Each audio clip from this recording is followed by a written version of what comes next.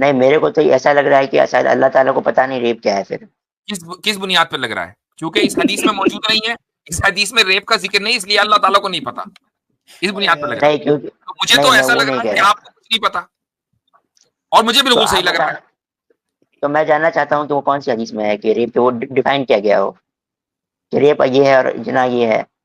मसला ये है, आप एक माइंडसेट लेकर आए कि नहीं मुझे जो है ना हर बात का उल्टा ही जवाब देना है। आपने कहा कुरान में नो सर, रेप का जिक्र नहीं है, कुरान में रेप का जिक्र दिखा दिया, ठीक है। अब आपने पूछा कि एक नहीं मिनट जिना सर, के माना, आयत होल्ड ऑन, बताएं। जिना के माना आपने जो है ये कंसेंशुअल इंटरकोर्स कैसे किए, वो मैंने कुरान से साबित कर दिया। अब आपको कुछ आयत मानना ही बताना नहीं है, सर। चीज नहीं, तो मैं कुरान से मानना मैं साबित चाहता कर रहा हूँ। हूँ। अरे मैं तो कल ही नहीं बैन कर दिया ना अपने चैनल से। अच्छा, नहीं वैसे आप इस लायक भी हैं, आप इसी लायक मैंने हैं। क्या किया? मैंने क्या किया? कुछ नहीं किया, बस अपने सवालों का जवाब नहीं दे रहे हैं और हमारे जवाबों को मान नहीं रहे, खुद बस इतना ही खुद किया और कुछ नहीं। अच्छा जी आर्या, आगे बात करने से पहले वादा कर रहे हैं ना, भागने के तो नहीं, वादा कर रहे हो ना, जाना नहीं है? नहीं जाएंगे, लेकिन आपने जवाब नहीं दिया। चले भाई, नहीं जी, अभी आने लगा, अभी आगे आने भाई। लगा, मतलब आने लगा।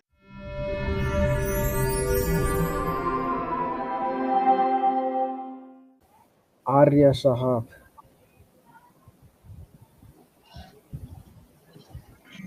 कैसे हैं सर आप? जी हाँ बिल्कुल ठीक, बोले भाई। मेरा एक छोटा सा सवाल था। आप अपनी आइडियोलॉजी बताएंगे, सनातनी है, जी, आर्य समाजी है या सनातनी है? सनातनी हूँ बस। सनातनी है बस, ठीक है जी। तो मेरा सवाल ये था सर कि अगर कोई मुस्लिम मैन अगर किसी काफिर गर्ल का रेप करता है, अगर वो तौबा करता है तो वो जन्नत चला जाएगा, लेकिन ऐसे केस में उस लड़की को कैसे इंसाफ मिलेगा और अल्लाह ताला कैसे उसको न्याय देंगे? एक मुसलमान ने अगर तौबा की, एक मुसलमान ने अगर काफिर का लड़की का रेप किया और हाँ वो चला गया तौबा करके जन्नत में चला गया, तो उस लड़की के साथ इंसाफ कैसे होगा? ठीक जी, है, तो उसके साथ इंसाफ इस तरीके से होगा कि ये अल्लाह ताला की मर्जी, जस्ट अ सेकंड, ये अल्लाह ताला की मर्जी है कि वो किसी इंसान को माफ करे या ना करे। लेकिन इस तरह के जो केसेस होते हैं हुकूकुल इबाद के, इसमें मोस्ट लाइकली होना यह है कि उस इंसान की माफी नहीं है, उस लड़की का इंसाफ ये नहीं कि उस लड़की के साथ कुछ अच्छा काम मामला किया जाएगा, जो कि उसने सबसे ज्यादा जुल्म तो खुदाई के ऊपर किया हुआ है ना, कि खुदा का इनकार करके और खुदा को न मानकर। असल ये कि उस आदमी को सजा दी जाएगी। ऐसे आदमी की तौबा, हुकूकुल इबाद के मामले में तौबा कबूल नहीं होती इतनी जल्दी। हुकूकुल लेकिन सर इबाद वो के मामले में तौबा खुदा कबूल मान रही है सर। क्या कह रहे हैं? वो खुदा मान रही है, लेकिन वो इस्लाम को नहीं मान रही। हाँ, तो इस्लाम को न मानने का क्या मतलब है? खुदा की बात को नहीं माननी ना, अच्छा तो इनको खुदा ये को समझ मान। नहीं आ रहा हुकूकुल इबाद होता क्या है, मतलब इनको वो समझाएं। ओके, हुकूकुल इबाद क्या होता है? अच्छा, हुकूकुल इबाद, हाँ सही है, मैं बता दूं। हुकूकुल इबाद का मतलब है कि इंसानों के जो हुकूक हैं, किसी का रेप करने का मतलब ये हुआ कि उस औरत के राइट्स को आपने वायलेट कर दिया। ये जो ह्यूमन राइट्स वायलेशन है ना, यही हुकूकुल इबाद है, ठीक है। ओके, तो हुकूकुल इबाद की माफी नहीं है, अल्लाह ताला अपने हुकूक को फॉरगिव कर देगा, नो प्रॉब्लम। लेकिन जब इंसानों के हुकूक की बात आती है तो अल्लाह ताला फॉरगिव नहीं करता। ओके। पर बुखारी की हदीस में तो आता है सर कि अगर वो तौबा करेगा तो उसे माफ कर दिया जाएगा। हुकूकुल्लाह के मामले में इलीगल सेक्सुअल इंटरकोर्स। ये कहां पर है भाई? इलीगल, होल्ड ऑन, वो जिना की बात है, रेप की बात नहीं है। जी दो लोगों ने जिना किया कंसेंशुअल, और उनमें से एक ने तौबा करके इस्लाम कबूल कर लिया, तो इसमें तो हुकूकुल इबाद का वायलेशन नहीं हुआ ना। लेकिन सर वहाँ बाय डेफिनेशन जीना आप कैसे ले रहे हैं, क्योंकि वहाँ तो इलीगल सेक्सुअल इंटरकोर्स लिखा गया, तो रेप भी तो इलीगल है। वो हदीस बताइए किधर है? ये लफ्ज जिना जो है ना नहीं समझ पा रहे मेरे ख्याल से। लफ्ज़ जिना हदीस के अंदर मौजूद है। हाँ, वो हदीस बताइए क्या है? वो है सही अल बुखारी की 5827। बुखारी की 5827। चलो भाई, आ गई बुखारी की किताबुल लिबास में, इस वहां कैसे होगी? अच्छा जी, हाँ ये तो वहीं जना वहीं सरका, देखो लफ्ज़ जिना मौजूद है। तो उसमें यह है कि मामिन अब्दिन, जो भी इंसान जिसने ला इलाहा इल्लल्लाह कहा और इस पर मरा वो जन्नत में जाएगा अगरचे उसने जिना किया हो। तो देखिए यहाँ पर जिना मौजूद है। जिना कहते ही है कंसेंशुअल इंटरकोर्स को, आउट ऑफ मैरिज, जो इलीगल है। तो सर आप बताएंगे कि रेप के लिए कौन सा टर्म इस्तेमाल होता है और इस्लामिक स्क्रिप्चर में वो कहाँ मिलेगा मुझे? इग़्तिसाब का लफ्ज इस्तेमाल होता है, इंतिहाकुल हुर्मा का लफ्ज इस्तेमाल होता है, ये इस्तेमाल होते हैं अल्फाज। जिना का लफ्ज इस्तेमाल नहीं होता, या और ये जिना कौन सी हदीस बिल में जबर, या जिना बिल जबर का लफ्ज इस्तेमाल होता है। पर ये कौन सी हदीस में मिलेगा मेरे को रेप का जो डेफिनेशन है ये कौन से मतलब किताब में? आपका ये वाला कॉन्सेप्ट क्लियर हो गया ना? नहीं, मेरे को तो ऐसा लग रहा है कि शायद अल्लाह ताला को पता नहीं रेप क्या है। फिर किस बुनियाद पर लग रहा है? क्योंकि इस हदीस में मौजूद नहीं है, इस हदीस में रेप का जिक्र नहीं, इसलिए अल्लाह ताला को नहीं पता। इस बुनियाद पर लग रहा है। नहीं, क्योंकि तो मुझे नहीं, तो मैं ऐसा वो लग नहीं रहा कह है कि रहा। आपको कुछ नहीं पता, और मुझे तो बिल्कुल सही आप लग रहा बता, है। तो मैं जानना चाहता हूँ कि वो कौन सी हदीस में है कि रेप वो डिफाइन किया गया हो कि रेप ये है और जिना ये है। नहीं, जिना भैया, जिना का लफ्ज कुरान करीम में आया है, अज़्ज़ानियतु वज़्ज़ानी फजलिदू कुल्ल वाहिद मिनहुमा मियता जल्दा, कि जिना करने वाला मर्द और जिना करने वाली औरत, सूरह नूर के अंदर आयत मौजूद है, इन दोनों को इनके ऊपर 100 लैशेस हैं। और साथ में ये भी है कि जानिया का निकाह जानी से होना चाहिए। अब आप ये बताइए कि जब इन्होंने मर्जी से इंटरकोर्स कर लिया, तो अब ये नहीं है कि भाई चलो मर्द चला गया किसी और औरत के पास, औरत चली गई किसी और मर्द के पास, नहीं, फिर आपस में निकाह करें ना। ये उसी वक्त होता नहीं है जब लेकिन कंसेंसुअल हो। अगर नहीं, कंसेंसुअल अगर नहीं तो आपस में वो निकाह कैसे करेंगे? एक विक्टिम है मतलब और ये एक रेपिस्ट है। रेप के लिए ये लफ्ज इस्तेमाल नहीं होता, पॉइंट ये है जी। नहीं, वो मैं समझ गया आप क्या कह रहे हैं कि रेप अच्छा के लिए ये आसिफ सब भाई, जरा सा इस्तेमाल नहीं मैं होता। आर्या मेरा सेट हो जाएंगे। हाँ बोले आप। जी आर्या जी जी। आर्या भाई, आप जो बात कर रहे हैं, क्या आप दिखा सकते हैं कि जिना को रेप कहा जाता है? जिना को रेप कहा जाता है? नहीं, मैं वो नहीं कह रहा। मैं कह रहा हूँ कि तब तो इस तो हिसाब से आप तो हमसे जो रेप मुतालबा जैसा। कर रहे हैं, हमारा मुतालबा आपसे है कि आपने कहा कि दिखाएं कहाँ रेप के लिए कोई अलग वर्ड यूज हुआ है, तो आप साबित कर दें कि नहीं जी आप गलत हैं, मैं सही हूँ, जिना जो है रेप के लिए कहा जाता है। मेरा क्वेश्चन ही यही था कि अल्लाह ताला क्या उसको माफ करेंगे तो तौबा करने क्वेश्चन के बाद? करें ना, फिर क्योंकि क्वेश्चन करें इस तरह का। अगर आप अलग से मांगेंगे तो फिर क्योंकि हम आपको आपसे मुतालबा करेंगे। आर्या भाई आपको जवाब मिल गया कि जहाँ हुकूकुल इबाद का वायलेशन होता है, जहाँ पे ह्यूमन राइट्स का वायलेशन होता है, वहाँ जो है वो अल्लाह ताला माफ नहीं करते उस वक्त तक जब तक कि वो इंसान खुद माफ नहीं करे जिसके साथ जुल्म हुआ है। ठीक है, क्लियर है कॉन्सेप्ट, आपको जवाब मिल गया इसका। लेकिन लेकिन सर अल्लाह ताला कुरान में तो ये कहते हैं ना कि शिर्क सबसे बड़ा गुनाह है, उसकी कम की गुनाह को अल्लाह ताला माफ कर देंगे। बिल्कुल बिल्कुल, सबसे बड़ा गुनाह है शिर्क, जो है वो सबसे बड़ा गुनाह है, वो अल्लाह के सबसे बड़ा जुल्म है कि वो अल्लाह के हुकूक में सबसे बड़ा जुल्म है। तो आपको और पता ये है कि कहाँ लिखा इस्लाम है में सर दो कि दो राइट्स हैं, दो राइट्स हैं, आपको पता है, दो तरह के राइट्स होते हैं, एक को हुकूकुल्लाह, एक को हुकूकुल इबाद कहते हैं। Rights of Allah and rights of people, human, पता है आपको ये? लेकिन सर मुझे ये नहीं मालूम, लेकिन मुझे ये जानना है कि ये कहाँ लिखा है कि अगर कोई जो विक्टिम है वो माफी करेगी तभी उसको माफी मिलेगा अल्लाह द्वारा? ये कहीं पे लिखा हमारे हुआ है यहाँ ये क्या? एस्टैब्लिश, इस्लाम में ये एस्टैब्लिश उसूल है। अब हदीस में आपको मिल जाएगा कि कौन जो सी हदीस में? इंसान किसी को याद हो हुकूकुल इबाद के ऊपर कोई चैप्टर निकालें आप इंशाल्लाह, कोई ढूंढ लें, या मुझे मुझसे बातें हैं तो मैं इंशाल्लाह निकाल के आपको बता देता हूँ कि हुकूकुल इबाद की माफ़ी उस वक्त तक नहीं है जब तक कि इंसान खुद माफ़ नहीं करता। जिसके ऊपर जुल्म हुआ है जब तक वो माफ़ नहीं करता तब तक उसकी माफ़ी नहीं होती। ठीक है, माफ़ करने के कई अलग अलग ये हो सकते हैं। उसके बाद दूसरी चीज़ ये है यार ये भाई कि मिसाल के तौर पे किसी ने रेप किया है, ठीक है, तो उसकी तो सबसे पहली सजा इसी दुनिया में होगी ना। लेकिन होनी सर चाहिए कि नहीं? ये मैं इसमें एक इजाफा करना चाहूंगा। सूरे नूर में आयत है, वमन युक्रिहुन्न फइन्नल्लाह मिन बादि इकराहिहिन्न गफूरुर रहीम, कि जो इनको मजबूर करे जिना के ऊपर, औरतों को मजबूर करे जिना के ऊपर, दूसरों के साथ या अपने साथ, अब अल्लाह ताला ये कह रहा है कि उन मजबूर औरतों को अल्लाह ताला माफ कर देगा, उनको ऊपर रहम करने वाला है। तो लो जी, जिना बिल जबर का जिक्र कुरान में मौजूद है। नहीं, अल्लाह ताला उसको मजबूर करने वाली औरतों को माफ करेंगे तो उनकी तो गलती ही नहीं है, तो उनको माफी किस चीज की? गलती बिना गलती के माफी कौन सी होती है? हाँ, तो ये डिक्लेरेशन तो होना जरूरी है ना कि भाई अब इनका कोई जुर्म नहीं है, तो बताया जाएगा ना कि इनका कोई जुर्म नहीं है। नहीं, तो अल्लाह उसको कह रहे हैं कि माफ कर देंगे, तो किस बात के लिए माफी करेंगे जब गलती ही नहीं है गफूर, उसकी? अल्लाह ताला मगफिरत करने वाले, रहम करने वाले हैं, यानी उनके ऊपर कोई अकाउंटेबिलिटी नहीं है। चूंकि उनको मजबूर किया, ये तो बताया जाएगा ना। आप पूछेंगे अच्छा मान भाई ये तो हर लॉ के अंदर है कि जिसको जो अच्छा रेपिस्ट, मान जो विक्टिम है, विक्टिम के ऊपर कोई अकाउंटेबिलिटी नहीं है। अब आप कहें कि इसका जिक्र क्यों आया कानून में? कानून में तो हर चीज का जिक्र होगा, क्योंकि कोई भी आदमी आप जैसा आ सकता है जो उल्टे सीधे अच्छा लॉजिक रखेगा, तो उसके लिए भी अच्छा बताना सर जरूरी मैं है कि अल्लाह ताला मगफिरत सर करने वाला है। मैं जी। समझ गया सर, लेकिन अब आप ये आपने बताइए सर कि अब मसला देखो क्या है। मसला ये है, आप एक माइंडसेट लेकर आए कि नहीं मुझे जो है ना हर बात का उल्टा ही जवाब देना है। आपने कहा कुरान में नो सर रेप का जिक्र नहीं है, कुरान में रेप का जिक्र दिखा दिया। ठीक है। अब आपने पूछा कि नहीं जिना के माना, होल्ड ऑन, जिना के माना आपने जो है ये कंसेंशुअल इंटरकोर्स कैसे किए, वो मैंने कुरान से साबित कर दिया। अब आपको कुछ मानना ही नहीं है? नहीं, मैं मानना चाहता हूँ। एक मिनट साहब, एक सेकंड, आप बहुत ज्यादा गुस्से में हो। जो मुफ्ती साहब ने फरमाया है ना कि आप एक माइंड सेट लेके आए हैं कि जिसमें आपने हर चीज में से कोई ना कोई नुक्ता निकालना है। देखिए, इस चीज को समझने की कोशिश करें कि जो कुरान है कि जो अल्लाह ताला कहते हैं कि वो उसको माफ कर देंगे, यहाँ आज के दौर में तो आपको बैठ के ये बात बिल्कुल सवाल आपको लगता है कि यार जिसके साथ ज्यादती हुई है उसको माफी का क्या ताल्लुक है। अगरचे बड़ी वैलिड बात है कि जिसके साथ ज्यादती हुई है उसको माफ ही किया जाना चाहिए, ये बड़ी अकल में आने वाली बात है और क़यामत तक ये मुसलमान असूल है।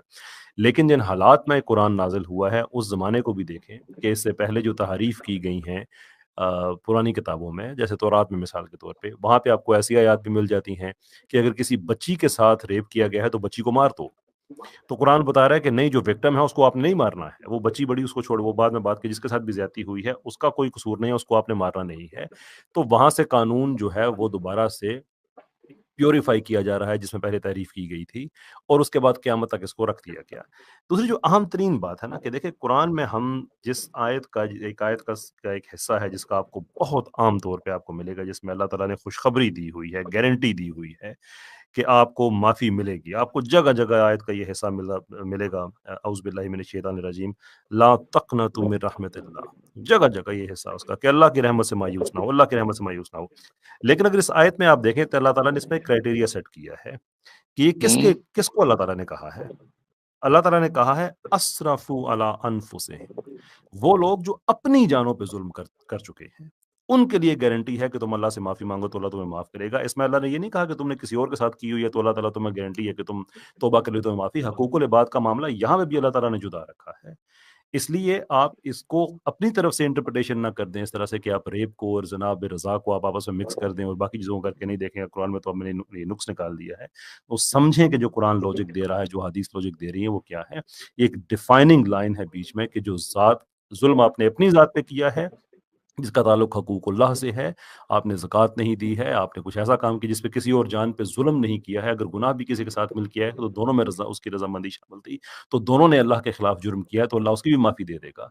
लेकिन ये बड़ी अहम बात है कि अला अनफुसिहिम, आपने किसी और के साथ किया है तो वो आप फिर हमें दिखाएं कि अल्लाह ताला ने कहाँ कहा है कि उन सब माफ कर दूंगा, और वो उसकी ठीक ट्रांसलेशन के साथ दिखाएं ताकि आप उसका जवाब दिया जा सके आपको। लेकिन सर बात वही है ना कि आपने इलीगल सेक्सुअल इंटरकोर्स को बोला वो जीना है। आर्य भाई, तो मैं ये जो भी इनका अब इनको समझना नहीं है, अब खामखा टाइम वेस्ट करना है। जो बात आपके सवाल का जवाब हजरत इनसे एक सवाल कर लेते हैं। अच्छा आप बताएं, आपके नजदीक, चूंकि आपने हमसे सवाल पूछा हमने जवाब दे दिया, आप माने ना माने वो आपकी अटक है।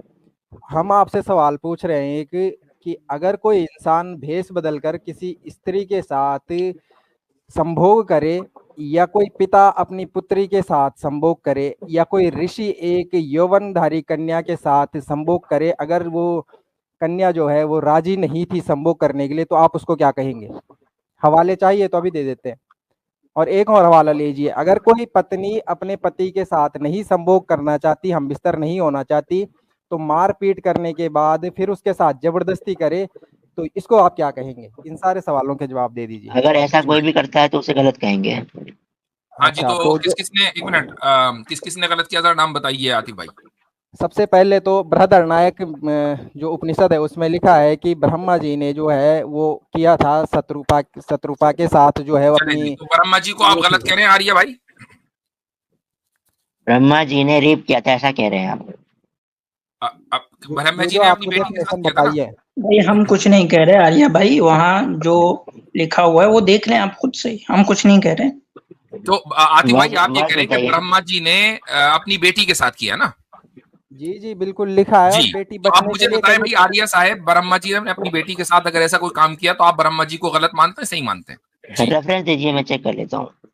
बृहदरणायक पुस्तक में जाइए और बुखारी की हदीस नंबर के साथ हमें दे रहे हैं, जैसे ही अपनी कली खुलती है मुझे रेफरेंस देने में चेक करूंगा। अरे तो एलिगेशन आपका है ना सर, तो रेफरेंस आप दोगे ना। जी, ये रेफरेंस चेक करते हुए साथ ये भी देख लीजिएगा कि फिर आपके स्क्रिप्चर के मुताबिक जब ब्रह्मा साहब 100 साल के लिए अपनी बेटी को केव में लेके गए और जो उनके बच्चे, लेकिन सर मेरा सवाल बस इतना सा था कि रेप के लिए जो टर्म इस्तेमाल होता है वो कुरान में है क्या? नहीं, इतना सवाल नहीं था हमारा, भी सवाल ले ले। मैं आपका लूंगा, बस इतना बता दो कि रेप के लिए जो टर्म आपने बताया मुफ्ती जी, क्या ये कुरान में है? भाई जरा सा वो रेफरेंस दें, वरना ये कहेंगे ना रेफरेंस नहीं दिया। जी जी, मैं रेफरेंस सेंड कर दे रहा हूँ, अगर जुबानी बताना है तो बता देता हूँ। जबानी बता दें, जबानी बता दीजिए। बृहदरणायक उपनिषद है जो, उसका जो अध्याय 1 है, शंकराचार्य का भाष्य गीता प्रेस से जो है छपी हुई है, उसके पेज नंबर 176 में चले जाइएगा, आपको मिल जाएगा। दूसरा रेफरेंस कांड है, दूसरा रेफरेंस कांड 11वां अध्याय बताइए, अध्याय बताइए, श्लोक बताइए।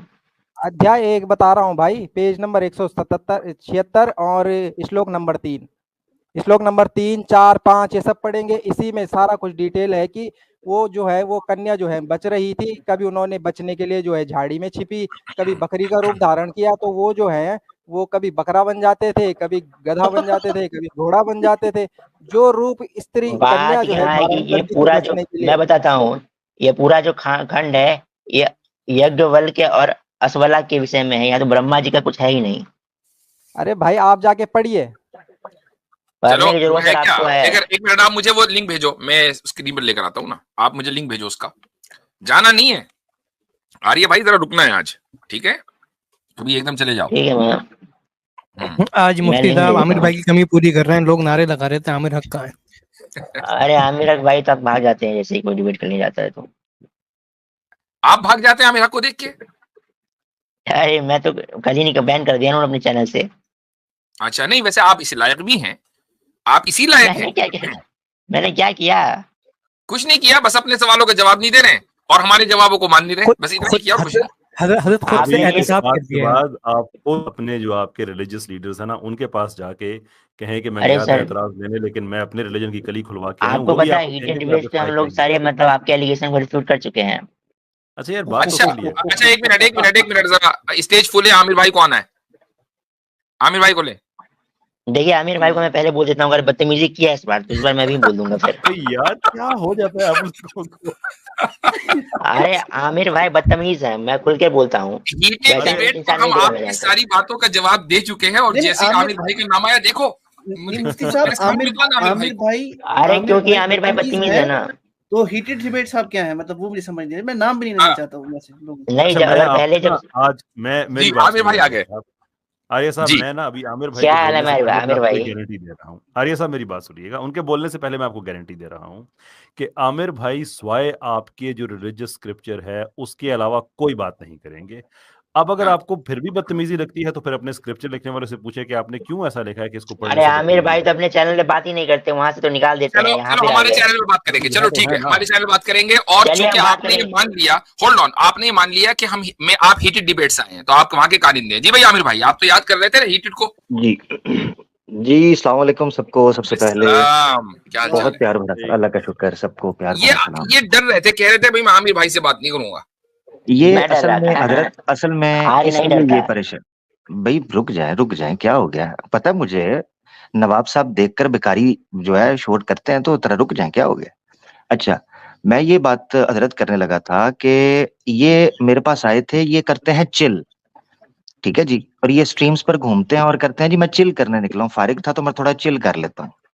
तो मैंने कहा अगर आप चिल करते हैं तो मेरे पास एक पिल है जो उस चिल के कीड़े को किल कर देती है, ठीक है जी।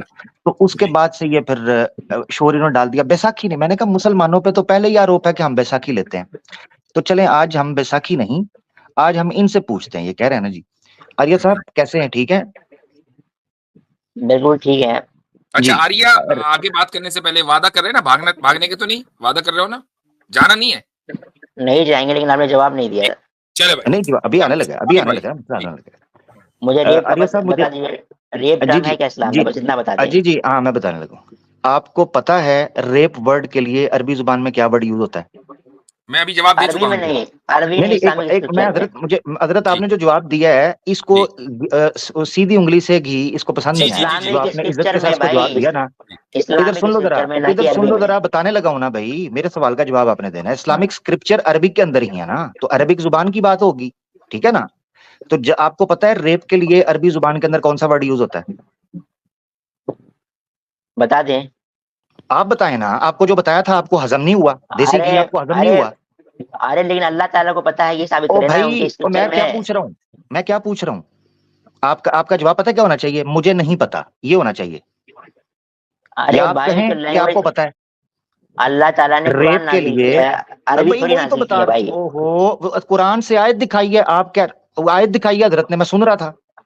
वर्ड हजरत दिखा दो ने मेरे को, कुरान से आयत रेप दिखाई रेप। है आपको। यार मेरी बात सुनी, या तो मेरा भाई मेरी बात सुन, मेरे बीच में टोकेगा ना तो मैं सीधी बात है, मैं तुम्हारे साथ, मैंने इसीलिए कहा है, उस दिन भी तुम आए थे, कल आए हो, मैंने कहा चिल करना है या सीरियस हो, तुमने कहा सीरियस हूं, उसके बाद फिर ड्रामेबाजी शुरू की, तो मैंने सीधा फिर उधर आना है जो तुम्हें चुभेगी चीज। इसीलिए मैंने कोई ड्रामा इज्जत नहीं के किया साथ, था। इज्जत के साथ, हाँ कल भी इसीलिए मैंने तुम्हें कहा था कि अगर सीरियस हो, ये कटोरा लेकर हर चैनल पर जा रहे हो, तुम्हारा मक्कू ठप दिया गया है तो तसल्ली से सुन लो बात। मैंने पूछा है रेप के लिए, रेप के लिए अरबिक जुबान के अंदर कौन सा वर्ड यूज होता है, बताओ, पता है? हाँ या ना, ये दो चीजों में जवाब आता है, पता है या नहीं, नहीं? मुझे नहीं मालूम है। नहीं पता। दो जवाब दिए हैं मुफ्ती साहब ने, एक हदीस का वर्ड दिखाया है, ठीक है, एक कुरान की आयत दिखाई है, ठीक है, एक हदीस में अभी दोबारा देने लगा हूं, ठीक है जी, हजरत ने भी दे दी थी हदीस, एक हदीस और ले लो जिसके अंदर रेप का वर्ड यूज हुआ है कि रेप किया गया किस तरह। यह हदीस है तिरमिजी की 1453, अरबी जुबान के अंदर तिरमिजी की 1453 हदीस है। इसका स्टार्ट ही होता है इस्तकराहत इमरातुन, उस्तुकरिहत इमरातुन अला अहद नबी सल्लल्लाहु अलैहि वसल्लम। तो इस्तकराह या कराहत, ये वर्ड इसी तरह का वर्ड हजरत ने कुरान से दिखाया कि जिनको कराहत के साथ, करहन, मजबूर ठीक किया है, गया, वहीं युक्रिहुन्ना। मजबूर किया होगा, हाँ युक्रिहुन्ना, यानी अपनी वो डिजायर पूरी करने के लिए जिनको बाय फोर्स यूज किया गया हो, उसको कहते हैं रेप। अब ये तुम्हें जब बता दिया, या तो तुम चैलेंज करो उन वर्ड्स को कुरान के और हदीस के, कुरान और हदीस से पता चलेगा ना कि इस्लाम में टर्म यूज हुई है कि नहीं हुई, या तो तुम चैलेंज करो कि इन वर्ड्स का वो मीनिंग नहीं है, तो फिर हम तुम्हें सीधा कर लेंगे। इसीलिए मैंने पहले तुमसे बिल्कुल पूछ कर कहा तुम्हें पता है, तुमने कहा मुझे नहीं पता, तो जब हजरत ने बताया उसके बाद तुम्हारे पास कौन सा ग्राउंड रह गया कि तुम ये सवाल करो कि रेप का वर्ड आया कि नहीं आया? अच्छा आमिर भाई, मैं समझता हूं कि इस पर तो बात हो गई है। एक मिनट होल्ड ऑन, इनको असल में एक मिनट रुक जाओ भाई, अरे एक मिनट रुको। ये असल में ब्रह्मा को क्रिटिसाइज करना चाह रहे थे, कह रहे थे ब्रह्मा ने बड़ा गलत किया, मैं उस पर लाना चाह रहा था कि जरा सा ये अपनी बात मुकम्मल कर ले, ब्रह्मा के बारे में कुछ कह रहे थे ये। जी भाई। असल मैंने हजरत सॉरी मैं इसलिए ये कीड़ा भी इसका निकालना चाह रहा था क्योंकि इसके ज़हन के अंदर ये चीज है कि जो आपने बताया वो मैं बताना चाह रहा था कि तूने पता नहीं है, तुम्हें अगर बता दिया गया कि जो वर्ड्स यूज हुए हैं तो इसका मतलब है तुम्हें पता नहीं है, वर्ड्स मौजूद हैं। अब हम इसके ऊपर वापस आने लगे हैं। अच्छा अब मुझे सुनो, अब मुझे रेप का वर्ड वेद के अंदर से दिखाना है, जल्दी करो। रेप का वर्ड में वेदों से दिखाना है? जी वेद से दिखाना है, जल्दी करो, शाबाश। अरे भाई इतने सारे स्क्रिप्चर है, सब में देख लो ना।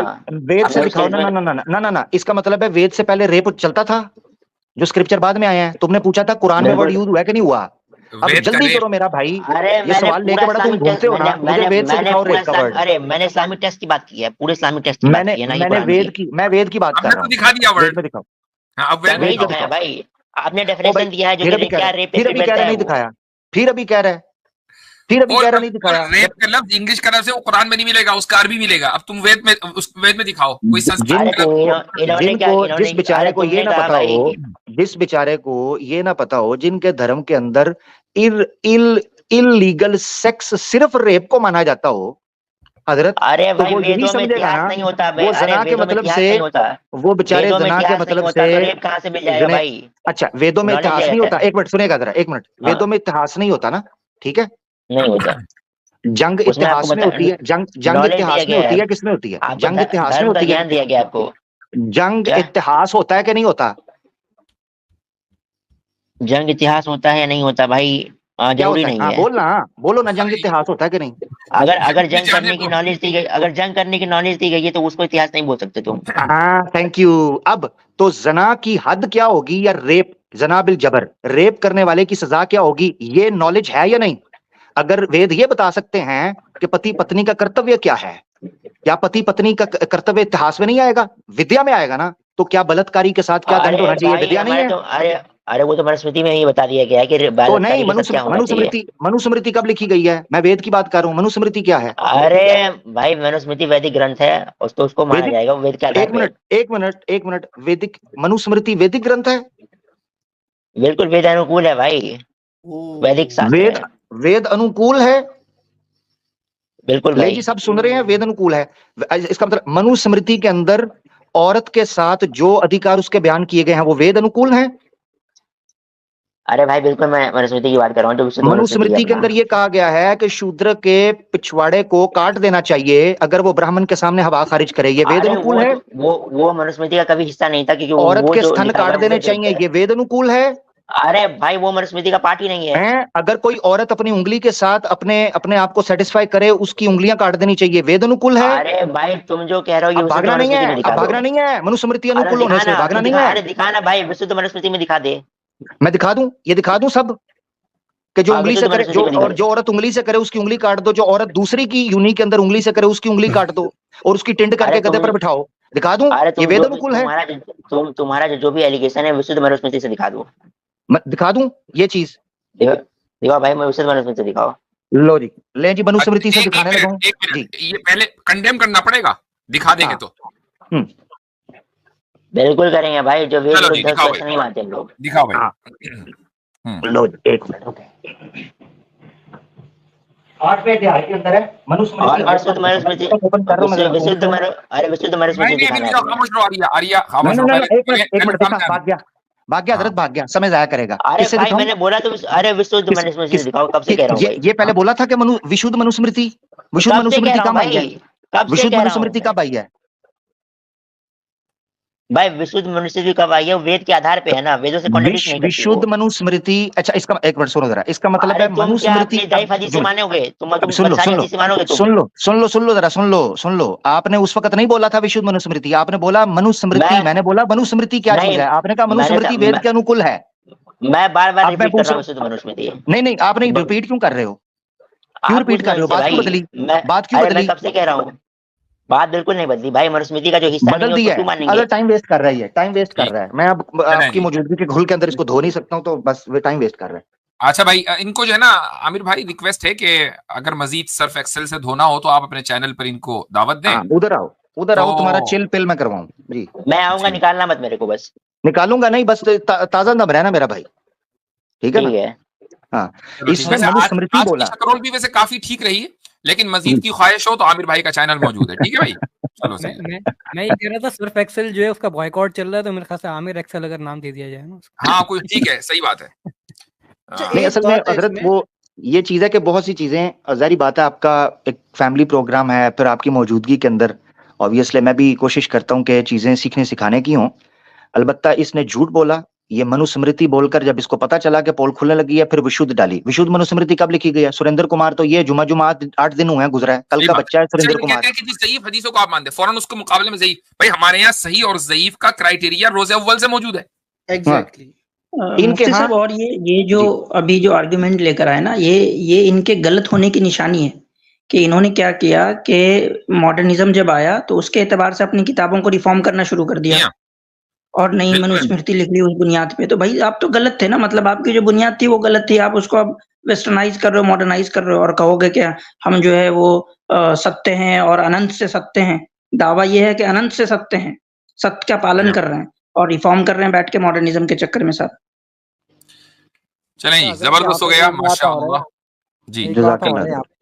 विशुद्ध मनुस्मृति का रट्टा लगाए होते हैं। दरअसल जो विशुद्ध मनुस्मृति सुरेंद्र कुमार ने छांटी है वो मात्र जो है उसने अपनी अकल की बुनियाद पे की है, अलग से कोई वही मैं कह रहा हूं कि उसको आप ज़ईफ़ हदीस से इक्वेट इसलिए नहीं कर सकते सही, उसका पूरा क्राइटेरिया मौजूद है। वो क्राइटेरिया लॉजिकल है कि अगर रावी जो है वो आदिल होगा तो हदीस सही होगी, वरना नहीं। और सिर्फ उसमें रावी की अदालत नहीं बल्कि पूरी 5 शर्तें किसी हदीस के सही होने के लिए। आपके यहाँ क्या क्राइटेरिया? एक बंदे ने सोचा कि यार इसको हटाओ, इसको लो, वो ज़ईफ़ और सही को आपने एक बात ऐड कर दूं मैं, बस सॉरी मैं एक बात ऐड कर दूं।